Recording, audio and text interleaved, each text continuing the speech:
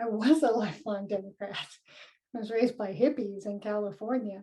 That my belief system doesn't seem to fit in one box or another. So I'm a Demopublican or a Republican. The Peace, Love, and Inclusion Party is no longer representing peace, love, and inclusion. Balance is desperately required.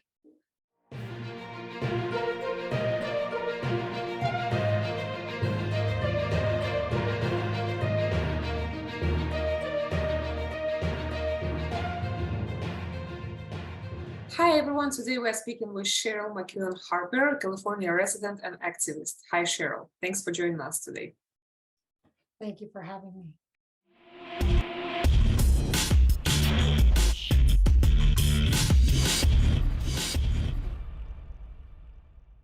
So we have published several interviews with you this year, but for those of our viewers who just didn't have a chance to watch them yet or do not know about you, could you tell us a little bit more about your background? My background. I was a keyboard warrior and I saw what was going on with the People's Convoy, and I couldn't just sit and do nothing anymore, particularly when I saw the bills that they were trying to push through the California legislature that were a direct violation to our human rights. So I got up and got involved. So tomorrow is the election day in California and nationwide. Where do you identify yourself as of now in terms of your political party preference? I'm purple. I'm very middle ground. I'm a recovering Democrat. I saw what was happening in 2020 and I looked up and thought, is this the party that I've always been involved with? Did I not notice? Has something changed? Because I don't identify with this anymore. So I bailed, and currently I am registered as a Republican, but I don't agree with everything they represent either. I'm very middle ground. So, you know, I've noticed that for years that my belief system doesn't seem to fit in one box or another. So I'm a Demopublican or a Republican. So that's where I am. That's actually a very interesting definition. Very cool way to put it. Tell us a little bit about yourself. I know you live in California for quite some time, right? If I'm not mistaken, since 1979. So could you tell us what are your impressions about the state? What has changed since that time? Oh my. Well, one of the things that's changed is my level of awareness and involvement. I did not get involved. Actually, right after 9/11, I literally pulled out of everything because I realized that as I was watching them interpret what bin Laden was saying, that he could be reading me his grocery list and I wouldn't know the difference. And they were trying to get me to emotionally buy into whatever they were planning to do. So I pulled out of it. I mean, just literally. And in 1979, I was, 13-ish. So I didn't know much of anything. The adults in my life, I don't remember them ever talking about politics or voting. As things have evolved for me, I started to become aware in 2020 that I needed to plug back in a whole new way, that if I was going to start looking into things, I needed to look past the mainstream media because they were misrepresenting. When I started watching the videos of what people were actually saying, the actual news, the press conferences where these people were speaking, what I was being told that they said was not what they actually said. It was the people who were reporting it, it was their impression of what, at a minimum, it was their impression of what it was that was said. And I'm coming to see more and more that it's more about agenda, unfortunately. Can you give us one example? An example would be, let's see, I started looking into people that I had been taught to hate. People that I had been told were horrible. The best example of this is, Orange Man Bad. He's obnoxious. He's annoying. He did great things for our country. He's hard to watch talk. So Trump he's annoying. But he did really great things for the country. And when I started watching him, I started seeing the man underneath the bluff and blunder and all of the agenda that we have been taught to hate. And, love him or hate him, he really has a love for this country. And I watched everybody hate him, not just the left, but also the right. He completely changed the landscape of the Republican Party, and they don't like him for that. They were the elite, and he has brought in the blue collar workers because they felt listened to in a way they've never felt listened to before. And anybody everyone is trying that hard to destroy is somebody that I want to hear what he has to say. So have you been a lifelong Democrat? I was a lifelong Democrat. I was raised by hippies in California. My aunt is my remaining upline, and she's quite disappointed in my views these days. My sister, however, it's interesting. We both came to the same conclusions all on our own and started comparing notes and went, whoa. So, you have these two ladies who were, lifelong Democrats raised by hippies. And now all of a sudden we're going, there's something wrong here. The Peace, Love, and Inclusion Party is no longer representing peace, love, and inclusion. Something has changed in us and their messaging. In just your opinion, your personal opinion as a lifelong Democrat, why did the party change so much? Wow, that is a lot to unpack in one question. I would say watching the evolution over the last couple of presidencies and presidential races, that their messaging has changed from this is who we are, this is what we represent, and we can stand on this, and we ask you to stand with us on this, to we must destroy everything that opposes us and get it off of your radar so that we are the only thing standing. And I watch these montages. I started to notice that it's like they had the same speechwriter.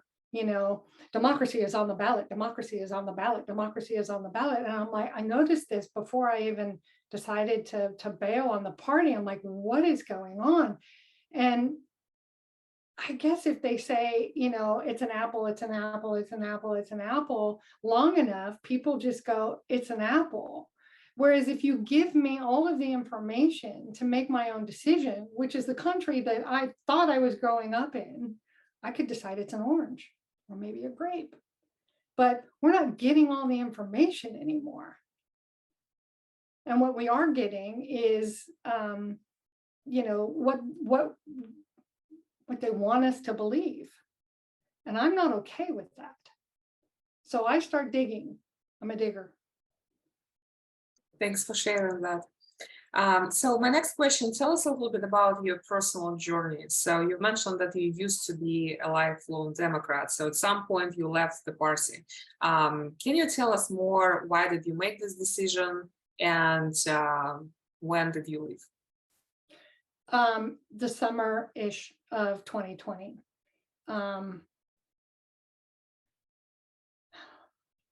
What started happening was just horrible, the violence. I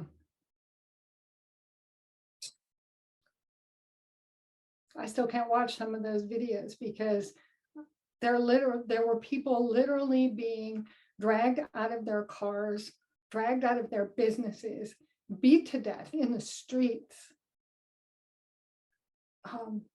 in order to represent inclusion and, in order to represent an agenda. The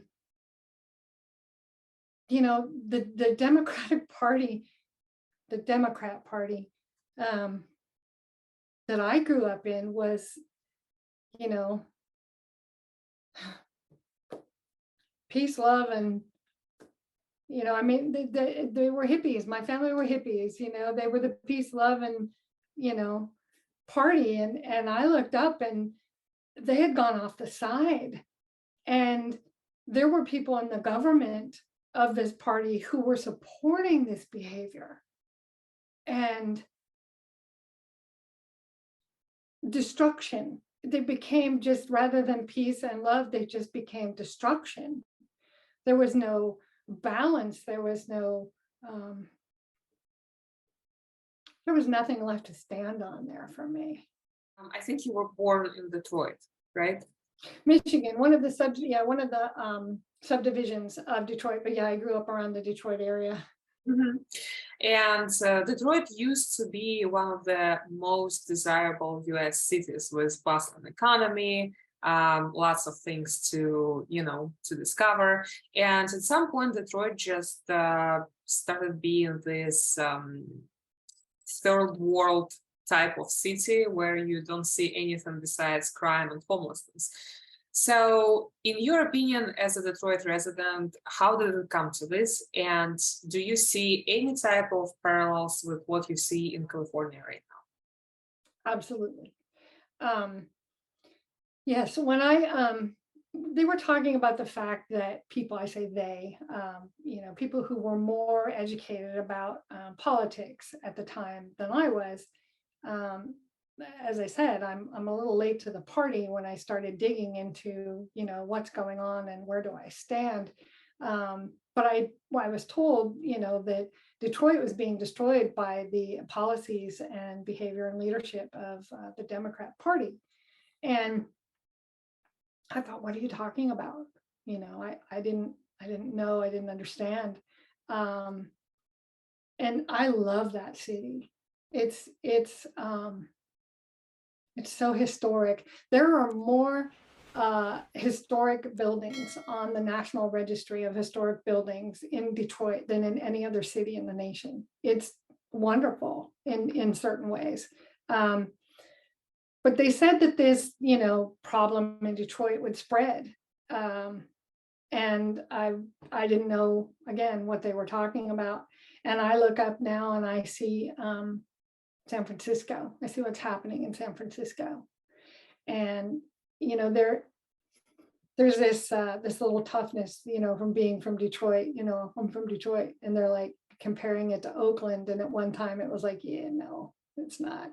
Now, oh my God, yeah, San Francisco is just as bad as Detroit.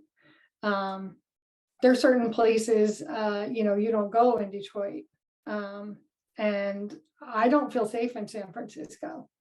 I certainly don't feel safe in Los Angeles. So it did exactly what they said for what appears to be exactly the reasons they said it would. The Democrat Party is in charge of those cities in California specifically. They're in charge of the whole state, but specifically those cities. And yeah, they've gone in the toilet, literally. Yes, I can also share my personal experience. I used to live in Chicago, so I've been to Detroit 3 times in total, in 2015 and 2017, and then I think in 2018. And what I've seen is a beautiful city that was ruined to just nothing, because when you walk in downtown, all you see is just empty office buildings with broken windows. Mm-hmm. You couldn't spend time almost anywhere besides the suburbs, because the suburbs, I think, are still nice, but the city itself was destroyed. So it's interesting that you shared your own experience about it.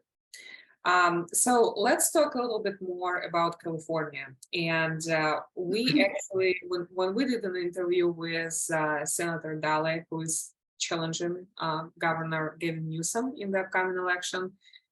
We got a lot of questions from our viewers, and we also got a lot of comments where people were saying, well, I'm a registered Democrat, but I'm voting Republican this time. So it's a hot topic. And from what I see and from what the data shows, it's actually somewhat a phenomenon because millions of registered Democrats switched to Republicans just in 2021. And obviously this process continues. So let's talk a little bit more about California. You've been, or you used to be, a lifelong Democrat. So did you vote for Gavin Newsom in 2018? Oh, my dear Lord, yes, I did. And let us never speak of this again. Yes, I did. And my first indication that there was something not okay, as soon as he took office in the same election, in the same, when he was elected, there was a proposition on the ballot to ask us whether we wanted to reinstate the death penalty. And the people of California voted to reinstate the death penalty.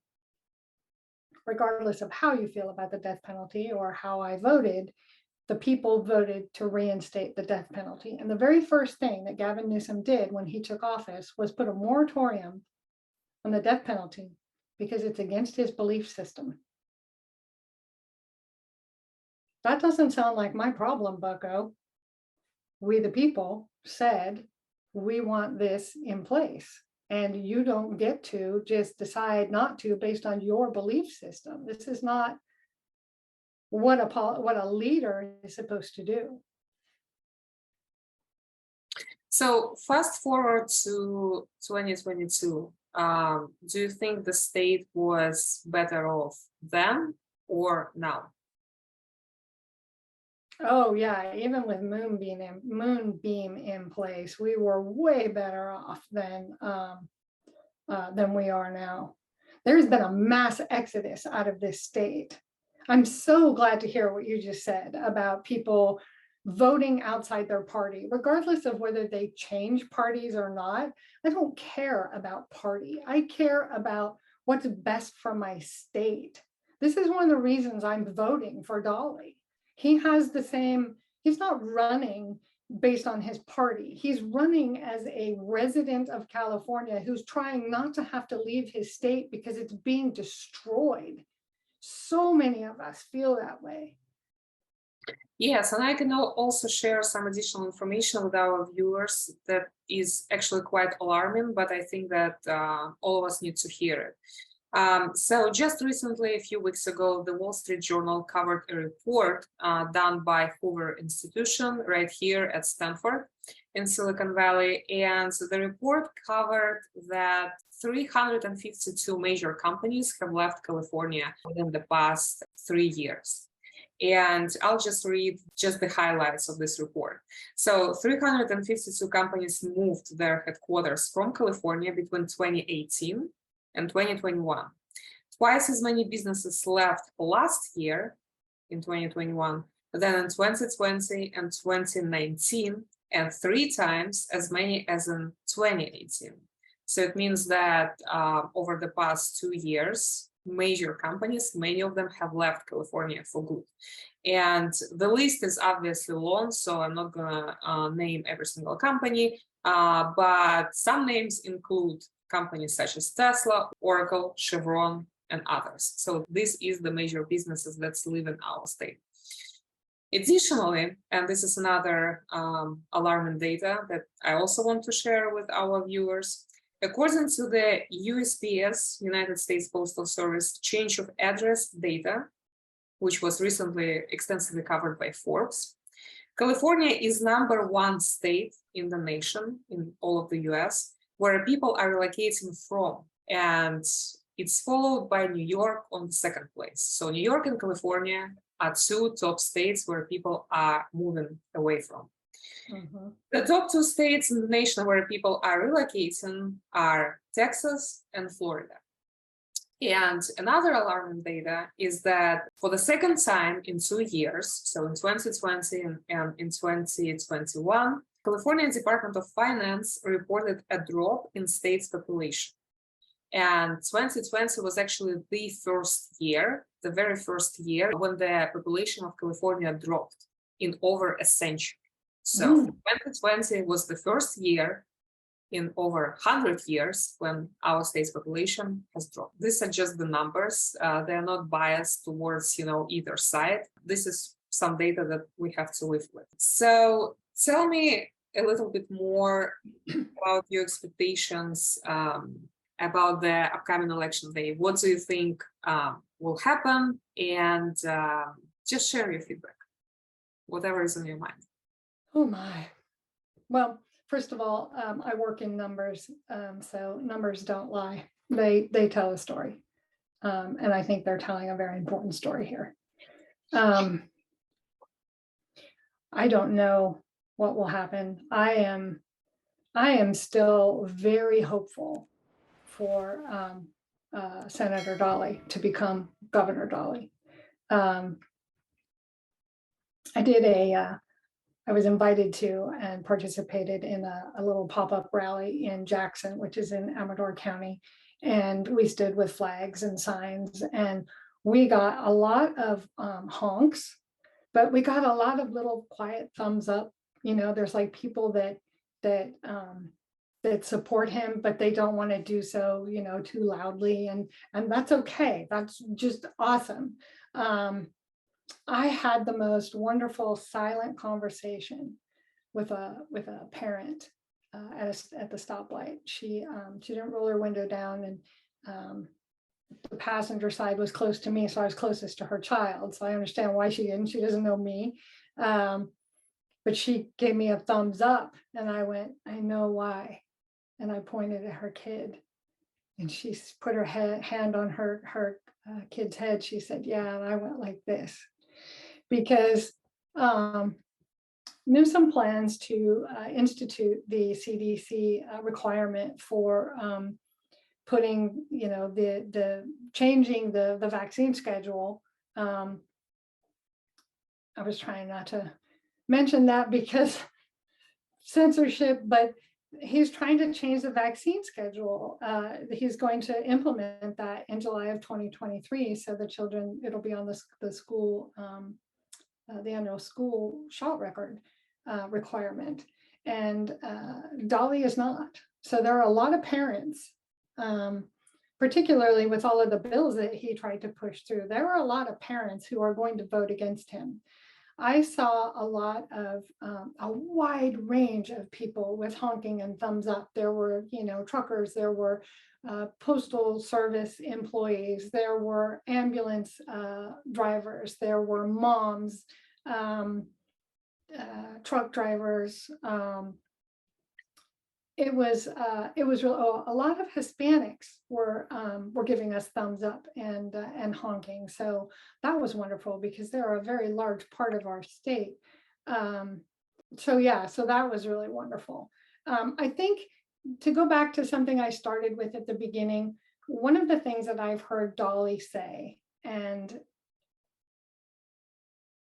again, I'm watching what he says, and I'm watching his body language. I'm watching his tone of voice.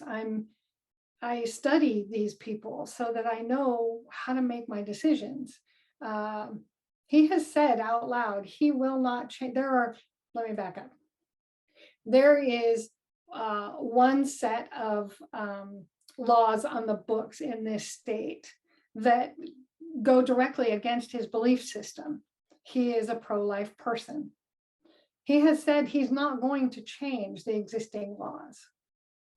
He knows the state that he lives in, and it's not his place to change the existing laws. He's going to stand against anything moving forward like SB 1, and that would be, a reasonable thing, but he's willing to work within, not just within the laws of and the appropriate boundaries of his office, but he's willing to learn from other people and work across the aisle. We've watched him do that over the years as a senator, as an assemblyman, and at his local level. So I'm very impressed with his history of successfully working across the aisle and learning from people, that he went into a meeting like the EPA he talked about in the debate, where he went into this meeting with preconceived notions and learned a lot about not only who they were, but their their agenda, and that he was wrong. So I found that very impressive. The other thing I think that people, Democrats in particular, are concerned about, we get the climate, and that Republicans are climate change deniers. And one of the things that I've discovered is they're working towards, an example, Dolly, he's a farmer. He understands the climate and the changes in the climate intimately because of his business. So he has plans, to preserve our water, to work with the trees, clear cutting and doing that, which will actually increase the water flow.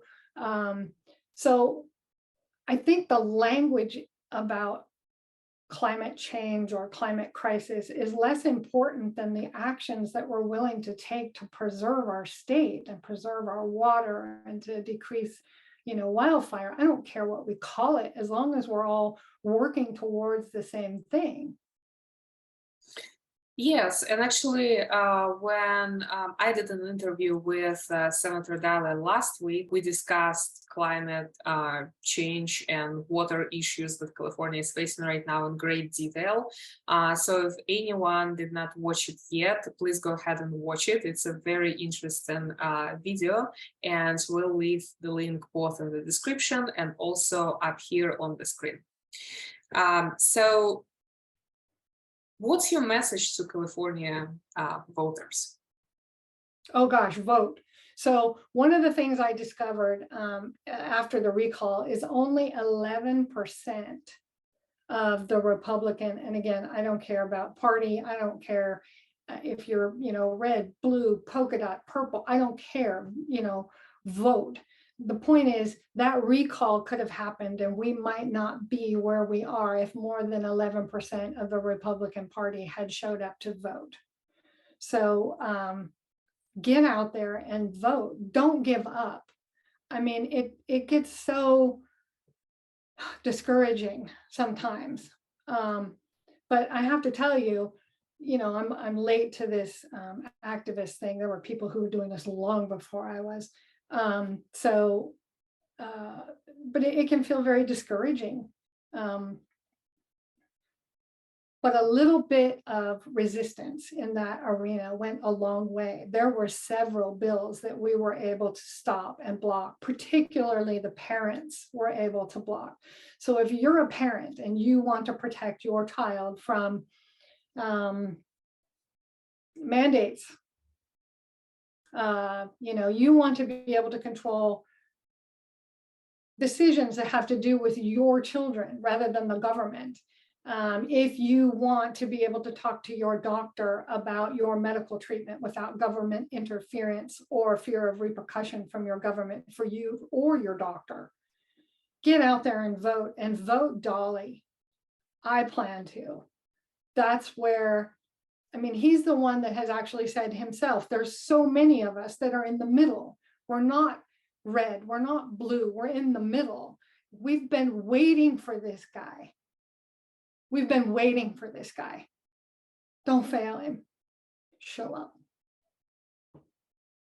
Thanks for sharing it, Cheryl. Like I said, the topic of this discussion is much deeper because besides the data that says that millions of registered Democrats have switched to Republicans within the past 2 years, just besides that data, we've been receiving a lot of messages like this. I'm so glad. Yes, so I think very many of us would want to see the party in the middle that would be just as influential as both parties on each side, but as of now, we have what we have. Indeed. And, they're talking about this big red, every time I get involved with some group, they go too far in one direction and I become uncomfortable. I'm a moderate. So, yeah, the middle ground is good. I absolutely agree. This whole red wave they're talking about, and this is what you just said. I don't want one party in charge over the other party. I want a representative form of government, which is what we were supposed to have. So I'm hoping we're moving more towards that. Yes, in all platforms. I agree. And actually, just one more interesting quote that I'd like to share. Just earlier today, Elon Musk actually encouraged independents to vote for Republican Congress ahead of midterms. And here's what he tweeted. Shared power curbs the worst excesses of both parties. Therefore, I recommend voting for Republican Congress, given that the presidency is Democratic. In a follow-up tweet, he added, hardcore Democrats or Republicans never vote for the other side. So independent voters are the ones who actually decide who's in charge. Interesting. Yes. He's an interesting guy. Balance is desperately required. Yes. And unfortunately, Tesla was one of 352 major companies that moved their headquarters out of California this year. So thank you so much, Sheryl, for joining us today. And thanks to all of our viewers who joined us. Please make sure to subscribe to our channel. We continue covering midterm elections in California and nationwide. LiveFEED is an independent media platform. We are not affiliated with any political party or organization. Our only purpose is to bring you truthful and independent reporting. So if you find this video helpful, please like and share it. This is the best way to show YouTube and search algorithms that this video is great, and they would be able to show it to more people. So thank you so much, Sheryl, for sharing your personal story. Thanks to all of our viewers for tuning in. If you experience similar things in your life, or maybe in the lives of your friends or family, please do share them in the comments down below. Also, let us know what other topic you'd like to cover, because the country as a whole is going through, I think, major transitions at this point. So let us know what you would be interested to know, and we would be happy to cover it. Thanks again, everyone, and we'll see you in the next one. Thank you, Ms. Vera. You're a delight. Thank you. Thank you, Sheryl.